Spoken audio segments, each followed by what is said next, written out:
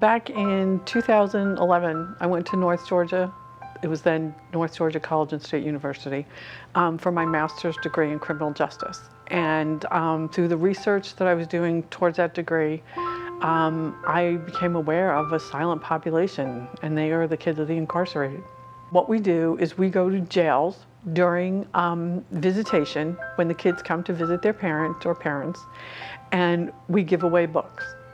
It's kind of like a scholastic book fair. We have a table with kind of decorated, and the books brand new. They're always brand new books displayed very nicely. When they come in, the kids are always like real curious the first time. The second time they're like, oh look, it's the book lady. So the kids will come over and we just chat. You know, my favorite is the child who says they don't like to read.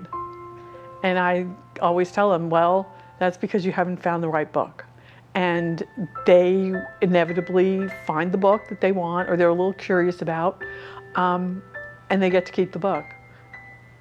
We had one little boy who came in, and I mean, he must have been 5 if he was that old, and he picked out a Harry Potter book, and I'm not kidding. The book was the same size as he was, and he's like, I want this book. I was like, okay. And whoever, I don't even remember who he was with, but they said, no, that's a little, and I said, you know what, you'll grow into it, you can take the book. And he said, oh no, it's not for me, it's for my dad. And it was Father's Day, and he wanted to give the book to his dad for Father's Day. But why we do this is because we know that research shows that a child learns to read by the 3rd grade.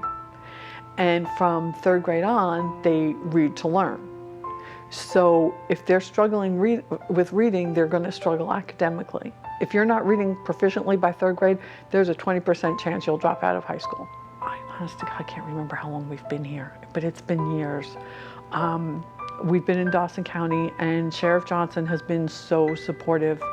I first met him when he was a jail commander, and he was more than happy to have us come in.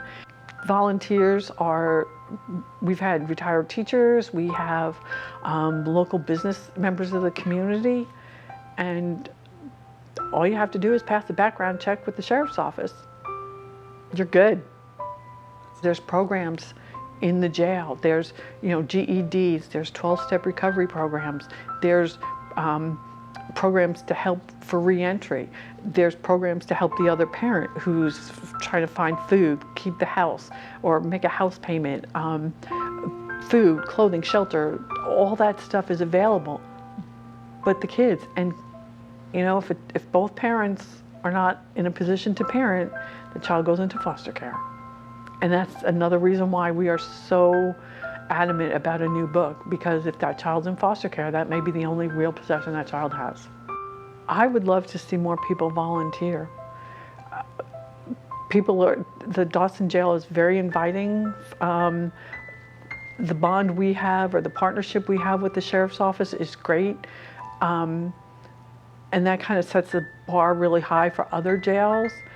And so it's a wonderful opportunity. It's so rewarding to just come in and read a book, greet a kid, give a book, go home. I mean, that's basic, and people just don't understand it. They keep looking for something deeper, and I'm like, no, that's all. It is so, but the rewards are incredible. And I mean, we are 100% volunteer based, so we do fundraisers to raise money to buy books.